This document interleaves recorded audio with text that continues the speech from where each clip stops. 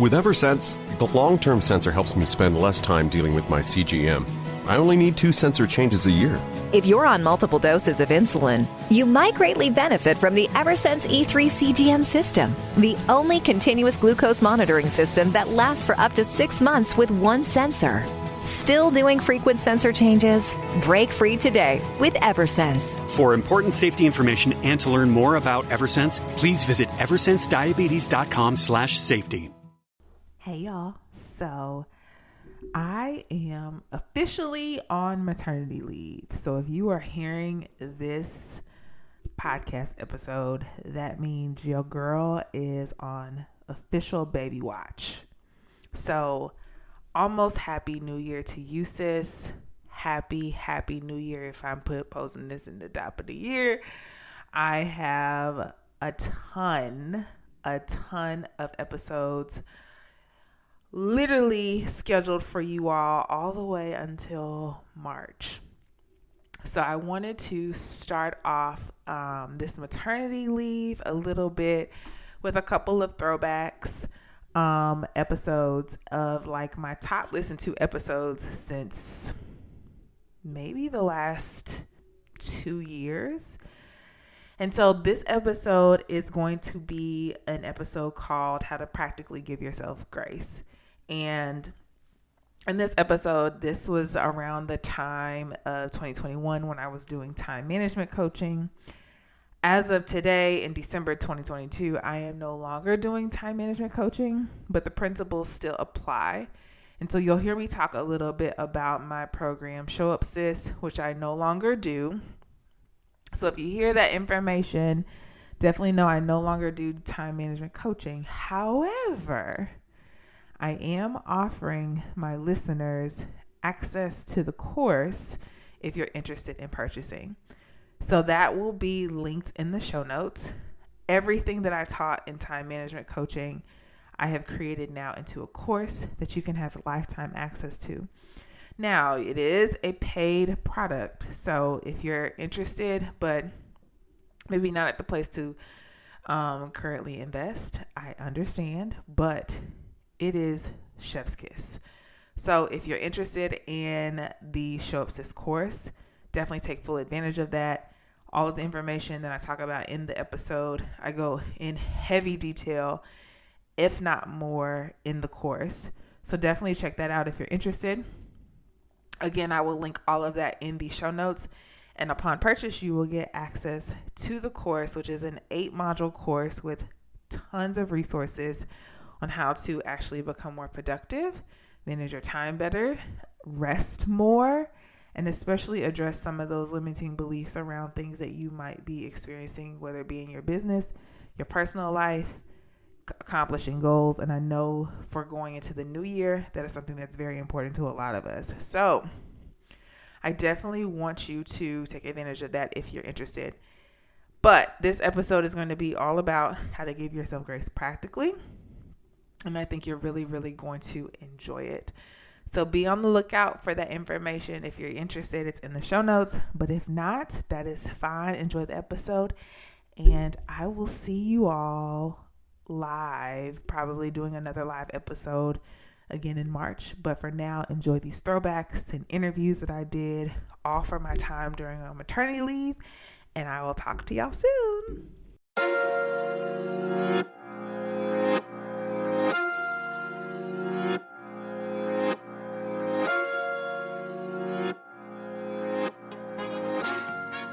The Therapy is a Christian podcast is all things mental health and Christ. We specifically talk about how mental health and God are merged together to foster growth, healing, and making mental health a normal conversation. I'm your host, Rosin Renee, and welcome to the show.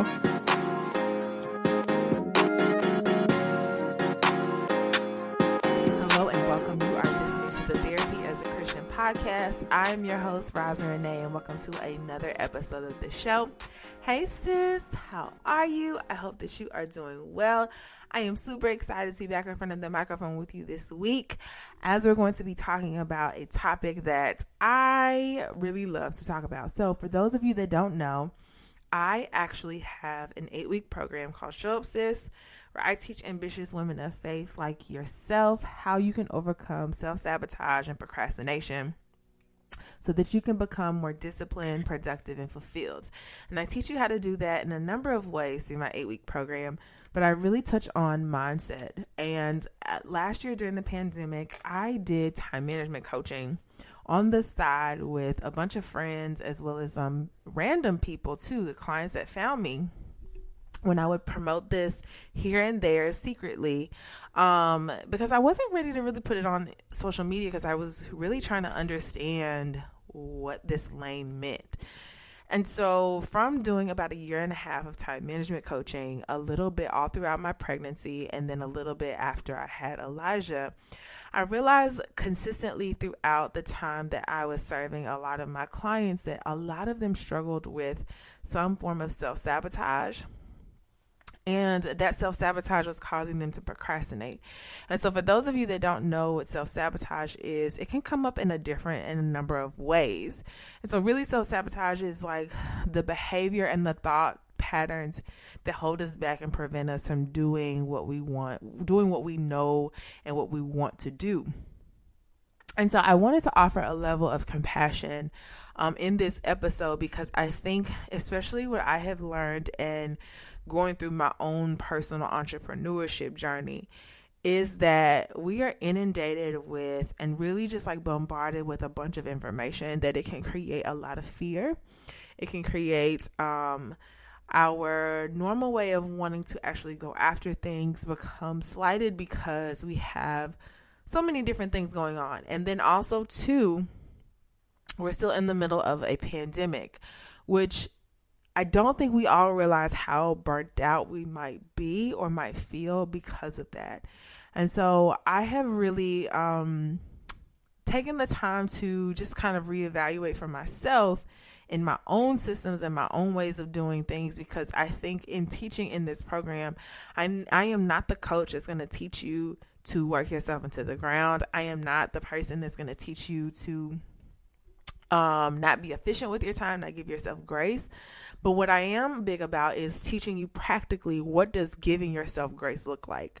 What does putting boundaries in place look like? What does it look like to set up your day for success? What does it look like to create ways for you to actually be more consistent and more disciplined within the time that you have? But also, how do you even work yourself up to do those things? How do you even begin to understand why these things may or may not have happened, and really addressing knowing what that looks like? And so what I've learned is that self-sabotage comes up in a lot of different ways. It can come up through intentional avoidance, putting ourselves down, fear of failure, lack of self-worth. We have a lot of personal blame towards ourselves, this need for control, and a lot of perfectionism. And I think I always say that I never want to shame people for if you're in a rough season, because I know for myself, when I've been in rough seasons before in the past, it was very hard for me to receive positive words of encouragement or positive words of affirmation. Or on the other side of that, for myself, I'm the type of person that sometimes just needs to get gone off on. Like, girl, just get it together. But I recognize that sometimes you just need A, B, C, D, E, F, G. And so I wanted to really kind of talk about procrastination in the sense of how it can come up. But I also want to talk about how it comes up in a way that's not as shaming, but to give you some language and some ability to be self-aware. Because I think that when we're self-aware, or even when we have language, we're better to identify what might be happening with why we may or may not be doing something, or why we may be in a season that's really rough. And so I think that especially now that we've all experienced a pandemic, we don't recognize that we were pulled out of our social circles. We were pulled out of our ability to self-care on a consistent basis from being around people. We were pulled from our jobs, which some of us that, may have been good or bad, but also that was pulled from our routines. And we as human beings really thrive in routine. With being pulled from our routines, we were also pulled from the ability to be around people consistently and not have this fear. And so also the other things that have been pulled, just from this is just, ability to worship together, our ability to have community. And, some of that may still be consistent for people, who are practicing safety.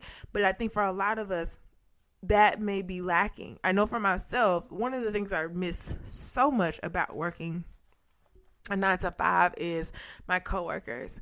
Like my ability to just walk down the hallway of my job and go down a hall and walk into someone's room and say, hey girl, let's have a conversation. That's missing. It's me by myself. So there's a lot of times I can be in my own head, and y'all, like, being in your own head is rough. And I will say that thankfully I have gone through counseling, so I'm very aware of the triggers. I'm very aware of what might set me off a little bit, and I'm really good about making sure that I'm consistently talking to God about these things. And he himself brings things my way that really, really always ground me back to square one. But I want to just give this before I get into talking about procrastination. I was listening to a YouTube video by Eric Thomas. I don't know if anybody knows about Eric Thomas, but I love him. He's a motivational speaker, and he really, really go off on you. But I think that what I recognize with him, for some people, about 4 or 5 years ago, I wouldn't have been able to take that message. And so I think when you are healing and or haven't gone through maybe your healing journey, you look at things very differently from a different perspective. And whereas things might seem as helpful to other people, or other people might try to be helpful, for you it may be too much. For you it may be overwhelming because you don't have the A, B, C, D, E, F, G steps.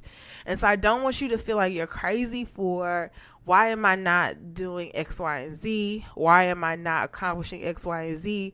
When in all reality, sis, a lot of this too may be taking it literally micro small. And so some of that is really working to understand where these things come from. Now, spiritually, there is a component with this where there's a lot of spiritual warfare that happens.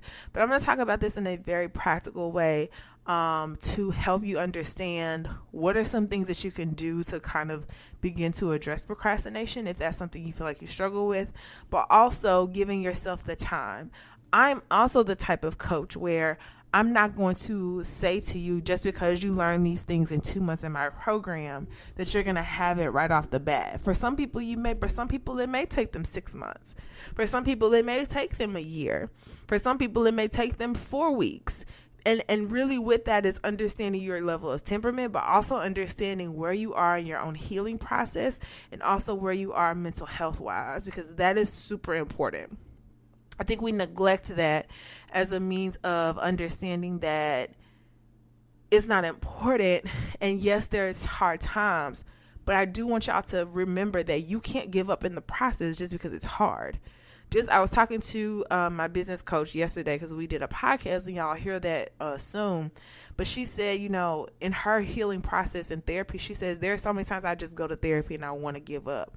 And I just think about, for myself, what would have happened if I gave up? What would have happened if I said, no, I don't want to do this? What would have happened if that would have been just a different mindset at the time to just not do it? And really what I recognize is the importance of consistently handling what is in front of you, and also consistently handling what you can at the time. Most of us don't have the capacity to probably take on the fullness of something that we see vision wise. You may have a vision of seeing yourself in these places or doing these things, but you have to know that capacity wise, are you at the place where you can carry it? And if you're not at the place, like for example, to be in a really committed relationship where you can steward someone, one, in a marriage, if you're talking about marriage, but also steward yourself. Because sometimes even stewarding yourself is a task in stewarding your marriage.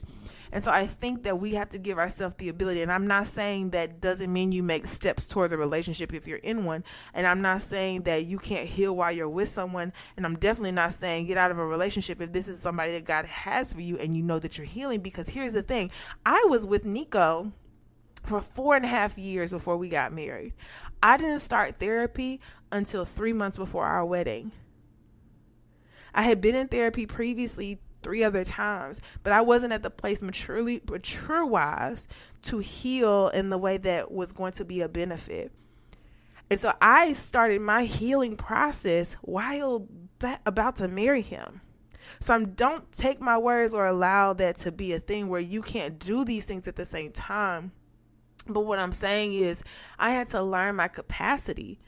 I wasn't at a place where I was strong enough to really, and there were rough patches with him and I even throughout that process, because I equated myself as knowing everything. I thought I knew everything. And I did not know nothing. Okay. I didn't know anything. I didn't know what it looked like to be a wife. I had never been taught. All I had seen was divorce. And so for me, it was like, how do I, love somebody? And here's the thing. People can prepare you all day long, but I'm not against people prepping you. I'm not against you having like wise counsel. I'm not against that. But there's nothing that can prepare you for it until you're in it. It's almost like having a baby. Nothing can prepare you for having a baby until you have the baby in your arms. You can prep for it, but there's nothing like being in the process. And so we sometimes don't even walk through the process because we're scared of what the process is going to look like. And really, you don't know until you're in it. You don't know until you're in it. And so with that being said, I think we have to give ourselves the understanding that, yes, for one, we all are in the middle of a panorama, a pandemic, a panini. That's what I call it, my different names for the pandemic. And there has to be a level of grace towards ourselves, but also practically what does that look like? So I'm going to talk about procrastination in a little bit, and I'm going to give definitions of it, but I'm also going to show how it comes up. And then I'm going to give you 5 tips on how you can actually start to work out of that. Why do we procrastinate? And why this can come up. And I also want to give the understanding of your own personal season, because I think that we can, especially for my high achievers such as myself, we can almost equate seasons where we're not doing a lot as we're doing something wrong, or we should be working, or we should be doing something, when in all actuality, you really might just be in a season where you need to rest. And that's not a bad thing. You don't always have to be doing something. You don't always have to be in a place of super ambition. There have been so many moments in the last couple of years that God has said, go. And he's been like, I remember there was one point in time in 2019 where he told me to run. He was like, run with blinders and run fast. And there was an urgency to do and create and do a bunch of things. And then when I was pregnant, I remember a period of time during my pregnancy, he said, do not do anything else. You need to rest. And I did not understand that at all. It was actually very overwhelming for me, because I just thought, this is not what I want to do, Lord. Show me what else I can do. And he really consistently was like, rest. In this season currently, for me right now, it's just finding my systems. My word for 2021 was sustainability. And so for me, being sustainable means, how do I begin to build out the life that I'm creating, that with you, Holy Spirit, but it be sustained. Like, I don't believe God is in the business to bless us where it's squandered. And so many times we rush processes out of thinking that that's what we have to do, the resolve to get there. But your X, Y, and Z may be somebody or somebody else's X, Y, and Z may be your ABC at a different point. Sometimes we try to put ourselves in a season in that we're not equipped or at the place where we can handle. We rush stuff. And so a lot of times with that, we look at what we're currently doing as it's not good enough. I'm not doing enough. And so then we overload, say yes to everything. And in all actuality, what happens is you really just then overwhelm yourself. And then what happens is the things that you really want to do to build on, you end up not doing, and you avoid and you procrastinate. So why do we procrastinate? For one, it's habitual. So it's something we do out of habit. It's something that out of habit for so long you've done. I've had a lot of clients come to me and identify themselves as procrastinators. And I said, you're not a procrastinator. That's the behavior you do. Hi, I've got a prescription for diabetes test strips. How much is the copay? That could take me a while to calculate. In the meantime, you should think about over-the-counter Contour Next test strips. You get 35 for $19.99, and they're highly accurate. For full details, visit contournext.com/radio. The Venture X card from Capital One gives you premium travel benefits, perfect for seeing Taylor Swift The Eras Tour. Presented by Capital One. Ooh, I do love her. Earn 5 times miles on flights and 10 times miles on hotels through Capital One Travel. Enjoy your stay in Suite 13. Whoa, 13? That's Taylor's lucky number. The Venture X card from Capital One. What's in your wallet? Terms apply. See CapitalOne.com for details. That's not who you are. But because you've done this for so long, you then begin to identify yourself as someone who does their best at the last minute. And really, that just comes down to improper planning. But how stressful it is to do something at the last minute. How stressed are you when you do things when it's really like at the crux end? Yeah, you pump it out, but really you're pumping it out because at that point you have no other choice but to do it. And so it becomes habitual. You procrastinate because you're overwhelmed. You have 1,000,001 things on your plate. I procrastinate when I have too many things on my plate and I don't have a system in place, or I don't have anything organized that helps me lay out my day. And so when I'm overwhelmed, I'm very forgetful. I also don't know how to write things down. I'm not aware of my actual routines anymore. It's almost like I have my routines in place of what I do, but everything like kind of flies out the window because I forget. There's no real plan and you don't plan well. That's another reason why you procrastinate. And because you don't have a real plan or you don't plan well, you literally don't do it. What I say to people is when you don't know what to do, you don't do anything. I'll say that again. When you don't know what to do, you end up not doing anything. Everything flies out the window and then you're like, I don't even know where to start. So then what happens is you then don't do anything. And so this becomes a precursor to a lot of the procrastination because you're overwhelmed.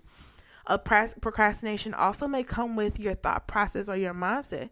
This can be heavily tied to trauma. Sometimes we don't know. And I can't wait for y'all to hear Jasmine's interview when I did it with her, because she talked a lot about how for herself, she went to therapy for postpartum and also the transition out of corporate America. And so she was like, I'm struggling with all this anxiety and I didn't know. And it wasn't until she said she went to therapy that she realized.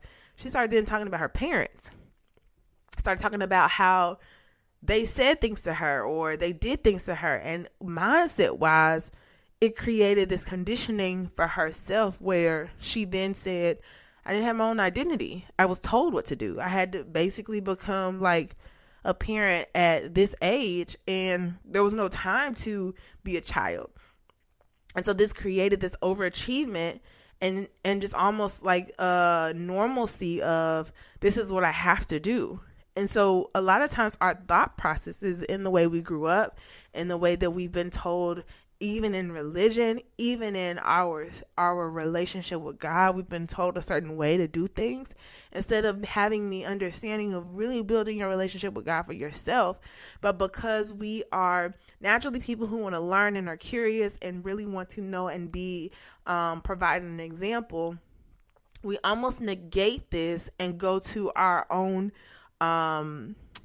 default. This was something that Jasmine said yesterday I thought was good. She was saying, when we're challenged with stuff, and we know there's tools that we're going to use or we need to use for that. When it gets overwhelming, we automatically go to default, which that in case could be, let's say you're working to try to put boundaries in place with people and it becomes so uncomfortable for you that you end up going back to default of, I'm just going to give in. And what happens is then you throw everything out the window and you don't actually push through the discomfort, which means you stay where you are. And then what happens is you avoid it. You avoid the conversation. You avoid dealing with the uncomfortability because you just don't want to handle it. And so going into that, procrastination also can come up with a lack of boundaries. You have a lack of boundaries. You don't know how to say no to things, say yes to everything. And so then what happens is you don't have the time nor the space to actually do what you want to do. So everything on your plate gets put off and everything on everybody else's plate, or for in general, everything else becomes higher.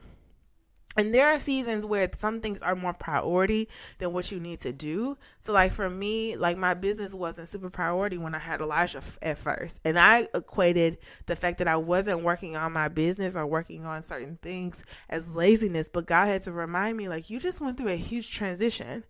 You cannot expect yourself to be doing X, Y, and Z even on top of this. But naturally, my heart and my habits and the way that I grew up and the way that I saw things was always in work mode. And so it became very, very frustrating to put the boundaries up for myself to say, you cannot do this right now.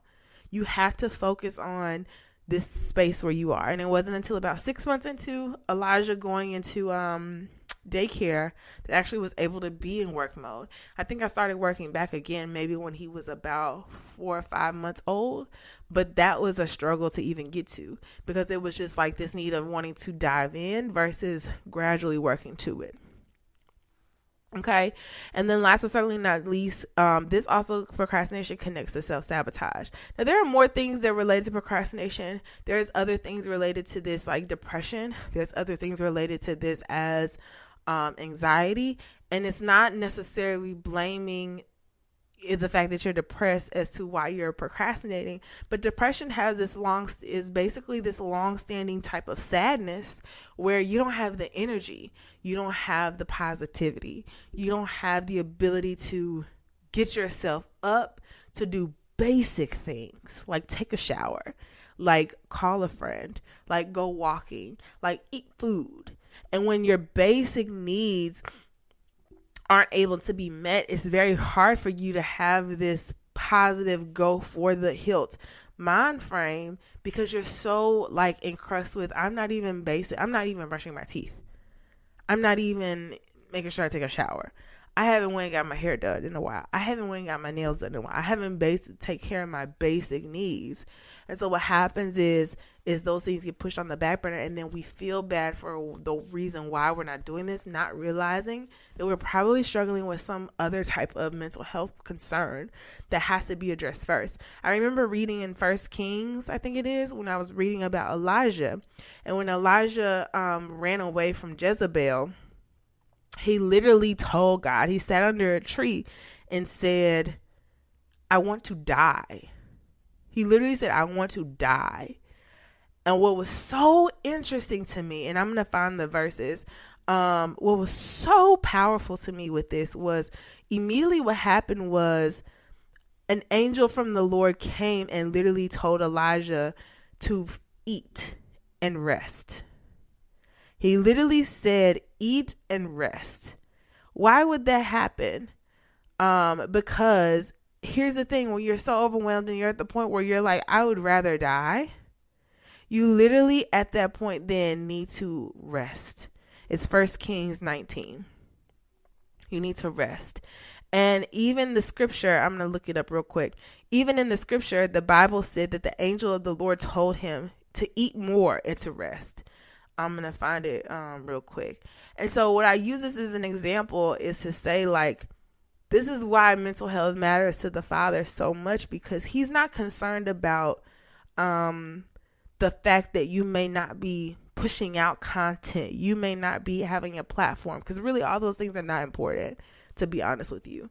Like it's a blessing to be able to serve God. It's a blessing to be able to serve God in this way on a platform. But if he were to say, put this down, I would just be obedient, put it down. Because here's the thing. At the end of the day, having my relationship with God trumps all of those other things.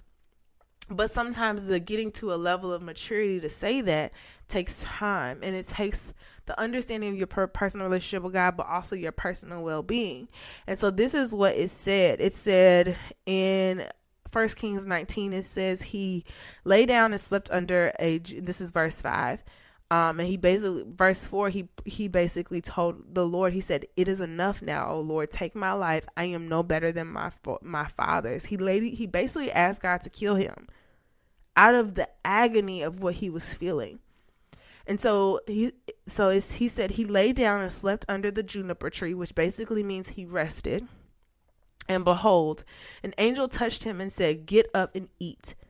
He looked, and by his head there was a bread cake baked on a hot coal and a pitcher of water. So he ate and drank and lay down again. So he ate and drank and lay down. So he literally replenished himself and didn't go back out. He went back and rested. Then the angel of the Lord came a second time and touched him and said, "Get up and eat, for the journey is too long for you without adequate sustenance." So he got up and ate and drank, and with the strength of that food, he traveled 40 days and nights. So essentially what this is saying is he was so emotionally drained, and the resolve of that was to rest. The resolve of that was to eat. The resolve of that was to meet the basic needs. And here's the other thing. Rest is a basic need. Basic need. Just like you need to brush your teeth, just like you need to eat, you need rest. And so when we're running on edge, or we have insomnia and we don't sleep at night, and we have all these things, you're not meeting your basic needs. So there's no expectation for you to even be able to do the things that you're adequately able to do if you're not even rested. And so y'all have to stop beating yourself up for feeling as though I'm not showing up when you're really depleted. You are actually very depleted. And it's become so frustrating for yourself. But really the actual matter of it is you don't have the ABCD 1, 2, 3 because you have to start with step A. So when I'm talking about procrastination, yes, I'm saying this in all these other ways, but there are some really basic things you really can do to start being able to deal with this. So 1, with procrastination, how you can work to overcome it. Recognize what's stopping you. Is it that you need rest? Is it that there's a period of time for the last quarter of the year that you really need to focus on your own self-care? I had a client who we were talking in my program, and she was saying how she wanted to do these goals, but she recognized that for a good period of time, she hadn't really been working on her self-care. And I said, before you even try to deal with any other thing, you need to focus on yourself. You need to focus on your self-care. You need to focus on pouring into you on a daily basis, getting enough rest, making sure you eat. Because there is no way you can adequately add these things to your schedule if your basic needs aren't met. These things will end up taking away your basic needs. And so what is stopping you? On the other side of that, if we're talking about people who have their basic needs but just aren't doing the things that they know they can do, like taking care of their home or their families or going after the goals that you have for yourself, what is stopping you? Is it distractions? Is it social media? Is it handling too many people's other things? Is it trauma? Is it these things that you think are boggling you down, when in all actuality, you really just have to recognize what is it stopping you? Second thing you need to do is take inventory of your life. What do you do on a daily basis that takes up your time? What do you do on a weekly basis that takes up your time? What do you do hour by hour that takes up your time? The third thing is proper planning and execution. If you have proper planning and you don't execute, then it's just planning. Most of the time you think you need more information, and really you just need to execute with the information you already got. We sometimes soak up so much information that we say, oh my God, that's so good. Or, oh my God, that quote was bomb. But are you really applying the actual information that you're receiving? Have y'all been hearing me talk for almost 3 years about going to counseling and never taking the step to actually then go find a therapist? Have never then taken the step, or if you tried a couple times and you didn't mesh well with them, you just stopped and said, well, therapy wasn't for me, but you didn't really put in the work to try. I have failed my LCSW test 2 times, and I'm going to take it again, and I'm going to keep taking it until it's time for me to pass. Why? Because the failure doesn't determine my identity. You not finding a therapist in that time doesn't determine that you don't need to try again. You just have to try. And so there's this giving up mentality instead of really just executing it in the proper way. The fourth thing is take from the big instead of looking at it so big and make it super small. I really preach this till I'm blue in the face to the girls in my program, because we at times look at things so big instead of looking at it in a very minuscule, small way. You have to take the big and break it down into chunks. And this is something that I'm very passionate about, because I think that in order for you to be able to feel like you can do something, you have to do one thing. And sometimes that one thing takes you, really what you may be thinking may take you 3 weeks to do, may only take you a day. But because you've conceptualized it in your mind as, oh my God, this is such a big thing, it's really only a small thing. You don't then do it. You procrastinate it. You put it off to the side. I was reading a book once. I wish I could remember the name of it. But it was a girl that was talking about time auditing. Essentially, she does productivity and all this kind of stuff. And she said that they did a survey on Americans who audited their time, basically tracked what they did throughout the day. And they asked them, okay, how much time does it take you to do all these things? And what they found at the end of the survey was that most Americans said that they basically did activities that equated to close to between 30 to 40 hours a day. There's only 24 hours in a day. So what happened is we overthink how much time something is going to take. And what happens is they basically overthought how much time was going to take them. And so what they did was then at that point overthought the time, which basically means that we overthink how much time it's going to take us when we really only have 24 hours in a day. And so take the big and make it really, really small. Break it down into small chunks. And then number 5, rest, boundaries, and taking care of you. This is how you can, I just talked about this, but you really have to understand with procrastination, it's really rest, having boundaries, and really prioritizing your well-being. When I talk about taking care of you. And so these are just 5 simple tips. I hope that this episode blessed y'all. I hope it just gave you a mindset of understanding procrastination is more than just this blame and this shame. I am not that person to say to you that's what it is, because I understand that there's way more layers to what we're experiencing right now, especially in this time, than what we understand. The other side of this is that there has to be a reliance on God, but a lot of times we don't have the energy to even muster it up. You have to understand that if that's the case, you have to prioritize that. That needs to be priority number 1, your well-being and your relationship with God. And well-being includes taking care of your family, taking care of you, taking care of your mental health. And then with that being just spending time with God. One of the things I'm doing right now is I'm not reading any devotionals. I am literally just opening the Bible and just reading it.